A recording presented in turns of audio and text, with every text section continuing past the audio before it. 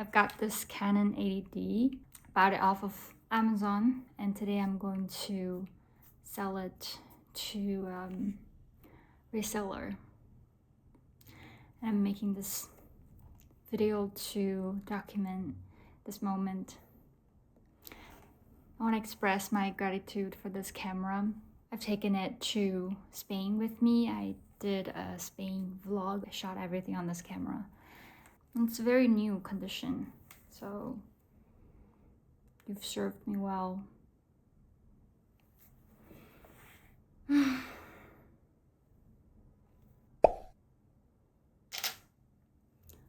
just remembered, I also did a lot of English tutorial videos with this camera. I struggled a lot. I also did some ID photos with it, like Japan visa photo, like headshot photos. I used this camera to DIY at home. The next camera I'm going to sell is the Sony Alpha 5000. I got this one even earlier. I got this one, I think back in 2017 or maybe even 2016. And I made my first ever YouTube video with this camera. Oh, lots of feelings and emotions. Hello. This is how I used to do my vlog videos.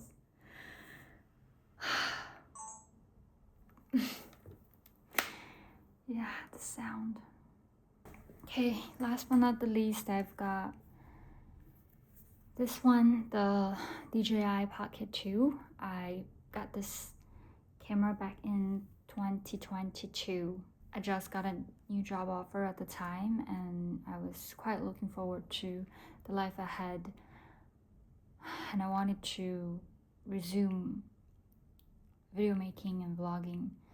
And I thought this camera was really cool and can help me document my life and record some nice vlogs. So I got this one.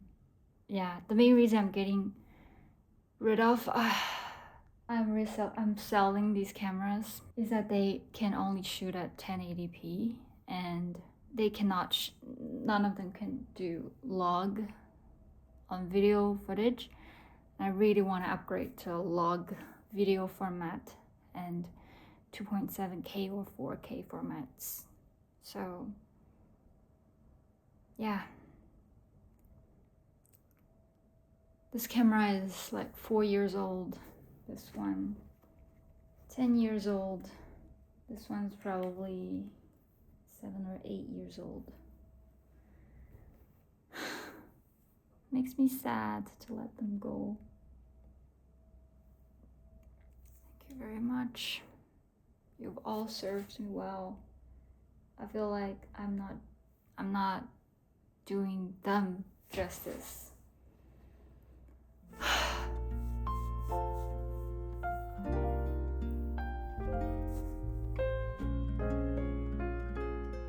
Okay, so the video clips that you just watched weren't originally made for anyone else. It was actually meant for myself. I recorded it on the day when I decided to sell 3 of my old cameras.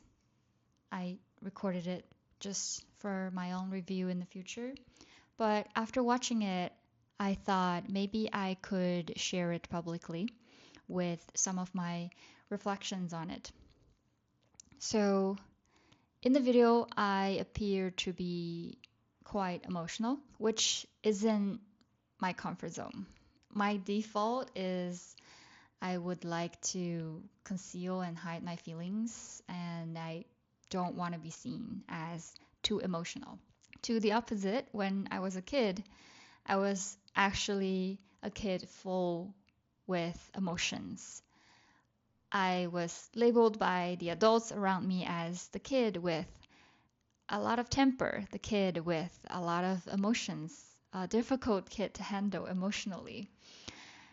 I remember whenever I felt angry or disappointed or very happy or sad, I just let it out. I make sure everyone around me is updated with how I'm feeling about the moment. So that's how I was as a kid, but things started to change since I started working. I remember a few years after living this corporate life, I had someone senior than me in the company give me the feedback that I sometimes get too emotional and I shouldn't let that happen. I remember hating that feedback when I received it. I wish I could just let it go, but it stuck with me.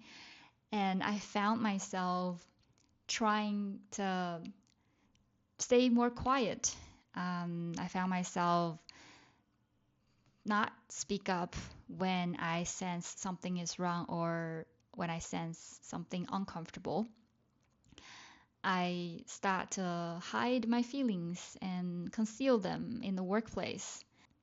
I thought I was becoming more mature, more professional by being less emotional. But when I watched that clip, I realized that I actually prefer this emotional version of me because I think it feels more real.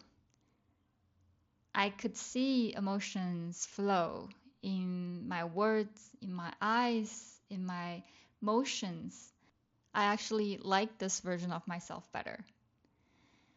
It also made me realize that when I said that I wasn't doing enough justice to my old cameras, what I actually meant by that is I don't think I was doing justice to my younger self.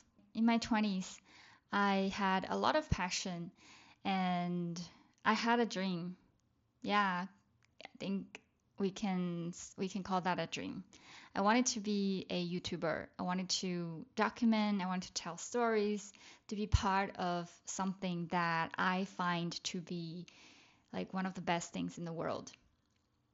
I wish I just focused more, right? Because in the earlier years of my career, I did have more free time than the later years in my career. I wish I had more patience to learn things, like stick to one camera and really learn about it and get the most of it instead of moving on to looking for the next better camera.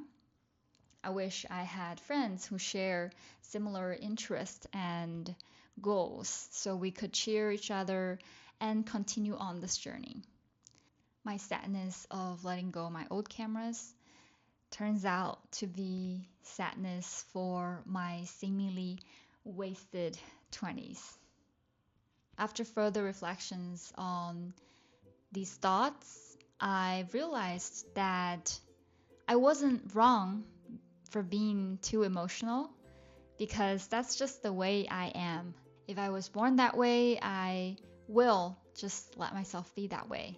And it wasn't like I failed or wasted my 20s either, because despite everything, the lack of friendship, the lack of directions, the uncertainty of jobs, the judgments from the outside world, I never let go that part of me. I kept the dream. Although it has been quiet, it always stayed with me. If I can ever go back to day one, when I first held my camera and hit the record button, I would say this to myself: I'm you in 10 years, and we are still going.